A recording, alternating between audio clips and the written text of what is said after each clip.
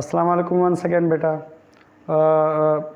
पहले जो हमने लेक्चर पे डिस्कस किया था वो था स्टोइचियोमेट्री, और मैंने आपको डिटेल से बता दिया कि स्टोइचियोमेट्री क्या होती है, स्टोइचियोमेट्री में केमिकल इक्वेशन क्या होती है, रिएक्टेंट्स क्या होते हैं, प्रोडक्ट्स क्या होती हैं, उसके रिलेशनशिप कौन से होते हैं, और उसके अलावा मैंने आपको उसके अजम्पशंस बताए। लेकिन आज जो मैं आपको टॉपिक जो बताने जा रहा हूँ वो थोड़े न्यूमेरिकल प्रॉब्लम्स पे डिपेंड कर रहा है, यानी उसमें कैसे हम मास के हिसाब से अननोन मास फाइंड कर सकते हैं, मास वॉल्यूम में से कैसे फाइंड कर सकते हैं, और उसके अलावा हम वॉल्यूम में से अननोन वॉल्यूम कैसे फाइंड कर सकते हैं। तो सबसे पहले मैंने इधर लिखा है एक एग्जांपल मैंने लिखा है। एग्जांपल क्या है, what mass of carbon dioxide and calcium oxide would be obtained if 25 gram of CaCO3 यानी calcium carbonate is decomposed on strong heating. अब क्या कह रहा है इधर कह रहा है कि अगर कैल्शियम कार्बोनेट को हम हीट करेंगे, स्ट्रांगली हीट करेंगे, तो उसमें से क्या होगा, हीटिंग के हिसाब से ये कन्वर्ट होगा CaO यानी कैल्शियम ऑक्साइड और कार्बन डाइऑक्साइड में। ठीक है, तो ये तो था एक कंप्लीट रिएक्शन है। कह रहा है कि अगर 25 ग्राम कैल्शियम कार्बोनेट के बर्न हो रहे हैं, 25 ग्राम क्या हो रहे हैं, कैल्शियम कार्बोनेट के बर्न हो रहे हैं या डिकम्पोज हो रहे हैं स्ट्रांगली हीटिंग के हिसाब से, तो बताएं कि कार्बन डाइऑक्साइड का मास क्या बनेगा और कैल्शियम ऑक्साइड का मास भी क्या बनेगा। अब देखें, ये क्वेश्चन में से आपको बिल्कुल क्लियर हो गया कि ये जो क्वेश्चन मिला हुआ है वो कौन से रिलेशनशिप को बता रहा है, मास रिलेशनशिप को। क्योंकि यहाँ पे जो मिला हुआ है वो 25 ग्राम वो मास है, लेकिन इधर भी क्या कह रहा है, वो कह रहा है कि व्हाट मास ऑफ कैल्शियम यानी कि oxide and carbon dioxide is formed. तो इनके भी मास फाइंड करने हैं, तो वो मास फाइंड नहीं हुए अभी, तो इसको हम कहते हैं अननोन मास और इसको हम कहते हैं नोन मास या गिवन मास। अब करना क्या होगा, थोड़ा आपको मैं इसके मोलर मास को बताऊं कि कैल्शियम का और कार्बन का और इन सारे यानी कि कैल्शियम कार्बन यानी कैल्शियम कार्बोनेट का जो मोलर मास होता है वो होता है 100 ग्राम। कैल्शियम ऑक्साइड का जो मास होगा वो होता है 56 ग्राम, और कार्बन डाइऑक्साइड का जो मास होता है वो होता है 44 ग्राम। ठीक है, अब करना यानी सबसे पहले इसका जो स्टेप होगा, ये स्टेप ये कि आप इसको फाइंड करें पहले मोल का मैंने आपको पहले डिस्कस करके बताया था। फार्मूला क्या होता है मोल का फार्मूला होता है मोल यानी is equals to given mass upon molar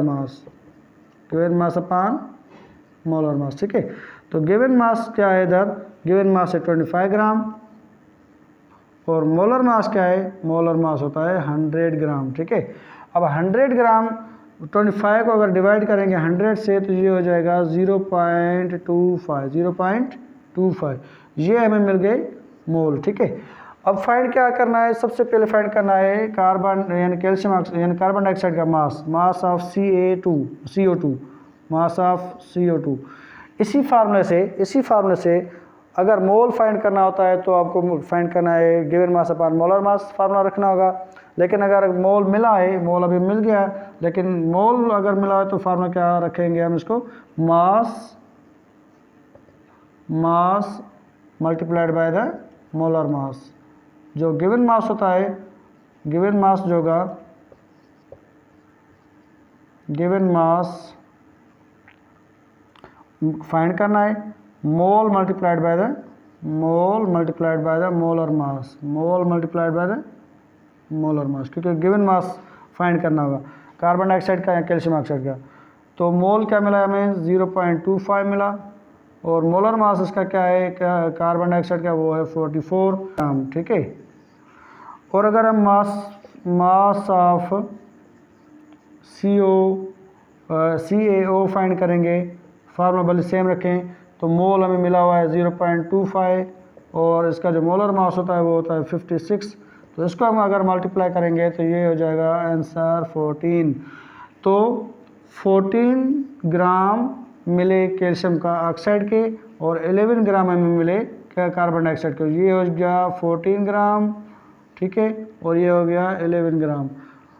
मतलब यानी इसका ये हुआ कि अगर 25 ग्राम कैल्शियम कार्बोनेट का बर्न होगा, स्ट्रांग हीटिंग होगी, कंबस्टेड होगा, यानी ये अगर डिकम्पोज होगा तो कैल्शियम ऑक्साइड के मास जो बनेंगे वो 14 ग्राम और कार्बन डाइऑक्साइड का जो मास बनेगा वो होगा 11 ग्राम।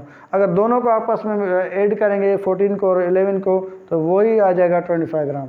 तो ये बहुत ही आसान तरीके से मैंने आपको बताया कि कैसे फाइंड हो सकता है मास मास रिलेशनशिप से unknown mass from the known mass. ठीक है। अच्छा, अब जो नेक्स्ट हमारा एग्जाम्पल है वो नेक्स्ट ये है कि calculate the amount of carbon dioxide gas at STP by combustion of 20 gram of CH4। मतलब ये है कि अगर 20 यानी CH4 यानी मीथेन गैस जो है अगर ये बर्न होगी in the presence of oxygen और वो क्या बनाएगी, carbon dioxide and water vapours. Carbon dioxide यानी ऑक्सीजन के प्रेजेंस में मीथेन अगर बर्न होगी तो 2 मोल बनेंगे इसके कार्बन डाइऑक्साइड के और यानी कि इसके बन जाएंगे CO2 2H2O। अगर बैलेंस करना चाहें तो ये 2 हो जाएगा तो 2 और 2 4 और ये ऑक्सीजन 4 हो जाएगी, carbon hydrogen 2 to the 4 carbon ये हो गया। ठीक है। तो अब देखें कह रहा है कि what volume of CO2 gas at STP is found by combustion of यानी कि 20 ग्राम ऑफ CH4। तो 20 ग्राम अगर बर्न होगा, इसका पूछ रहा है वॉल्यूम और ये है क्या, ग्राम्स, यानी इसका यानी जो ग्राम है 20 वो होता है मास। तो मास क्या है 20 ग्राम है और अगर कह रहे 20 ग्राम बर्न हो रही है मीथेन तो बताएं कि कार्बन डाइऑक्साइड का वॉल्यूम कितना बनेगा। ठीक है बेटा।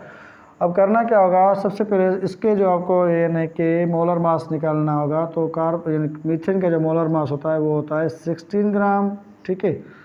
और इसका आप भले निकालें या नहीं निकालें लेकिन इसको आप करेंगे क्या 16 ग्राम। इसको सबसे पहले आपका क्या करना होगा, मोल फाइंड करना होगा। तो वही फार्मूला आप लिखेंगे, गिवन मास अपान मोलर मास। इसके बहुत सारे तरीके हैं लेकिन मैं आपको आसान तरीका बता रहा हूँ ताकि आपको इजीली समझ में आ सके। गिवन मास अपान मोलर मास। गिवन मास कितना है, गिवन मास है 20 और मोलर मास है वो क्या है 16।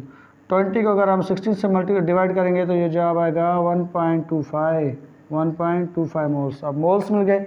अब मालूम करना क्या है, volume of the carbon dioxide eight STP। तो STP पे जो वॉल्यूम होता है वो आपको पता होना चाहिए। एक तो होता है ये मोलर वॉल्यूम फाइंड करना है। ठीक है। मोलर वॉल्यूम फाइंड करना है तो हम लिखेंगे mole multiplied by the volume at STP।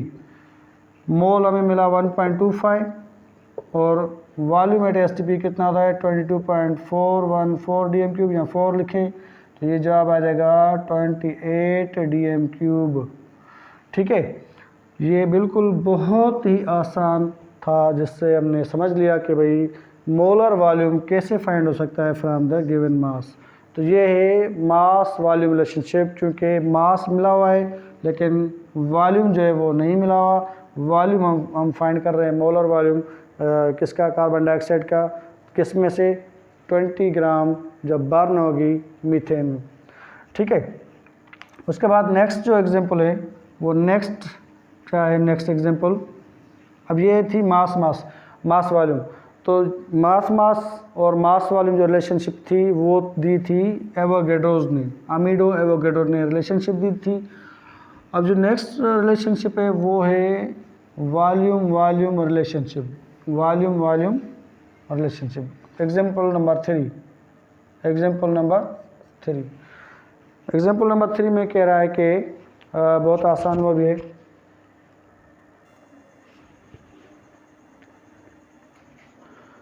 अच्छा, जो अब नेक्स्ट जो हमारा एग्जाम्पल है वो थर्ड एग्जाम्पल क्या है, वो थर्ड यानी कि रिलेशनशिप के हिसाब से what volume of oxygen at STP is required to burn 500 dm³ of ethene.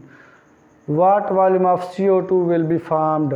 यानी अगर कह रहा है कि इथीन C2H2 अगर बर्न होगी in the presence of oxygen तो C2H4 अगर बर्न हो रही है ऑक्सीजन के प्रेजेंस में तो कार्बन डाइऑक्साइड और वाटर बनता है।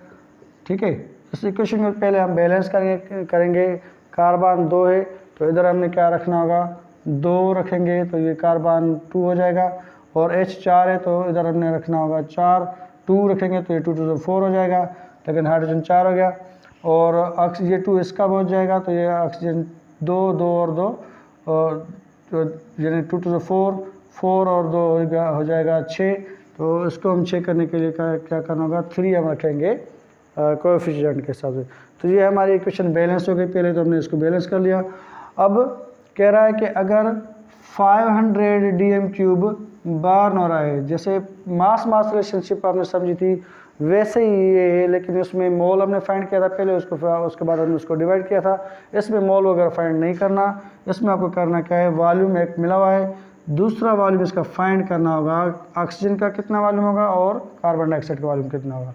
अब थोड़ा नज़र रखें कि जो ऑक्सीजन का जो ये कोएफिशिएंट है इसमें ऑक्सीजन 3 मोल है, तो ऑक्सीजन का वॉल्यूम फाइंड करना है, वॉल्यूम ऑफ ऑक्सीजन। तो इसमें मोल ऑफ ऑक्सीजन क्या है, mole of oxygen atom, oxygen molecule multiplied by the given volume, ठीक है। ये आप फार्मूला भले रखें, मोल ऑफ ऑक्सीजन कितने हैं 3, और गिवन वॉल्यूम कितना है 500, तो ये हो जाएगा 1500 dm³ ऑफ द ऑक्सीजन। इसकी वैल्यू मिल गई 1500 dm³। ओके बेटा, अब इसकी बारी है volume of CO2, again same formula, mole कितना है CO2 का, कार्बन डाइऑक्साइड का मोल है 2, और इसका जो गिवन वॉल्यूम है वो है 500, तो उसको मल्टीप्लाई करेंगे तो ये हो जाएगा 1000 dm³। तो ये 1000 dm³ तब बना जब क्या हुआ, 500 dm³ इथीन जो है बर्न हो गई, तो 1500 dm³ बन जाएंगे इसके ऑक्सीजन का वॉल्यूम, और 1000 dm³ बन जाएगा कार्बन डाइऑक्साइड का वॉल्यूम। क्यों 1000, क्यों 1500? क्योंकि इसका ऑक्सीजन का जो मोल है वो 3 थे, तो 3 को मल्टीप्लाई किया 500 से, इसका जो मोल है कार्बन डाइऑक्साइड का वो 2 है, तो 2 को मल्टीप्लाई किया 500 से, तो ये जवाब आ जाएगा 1000 और 1500 dm³। बिल्कुल ही आसान तरीके से मैंने आपको बता दिया। अब ये जो यानी कि रिलेशनशिप है, इस रिलेशनशिप को किसने दिया था, एक साइंटिस्ट था गैल्यूसेक साइंटिस्ट था, इसने इस रिलेशनशिप का कॉन्सेप्ट दिया।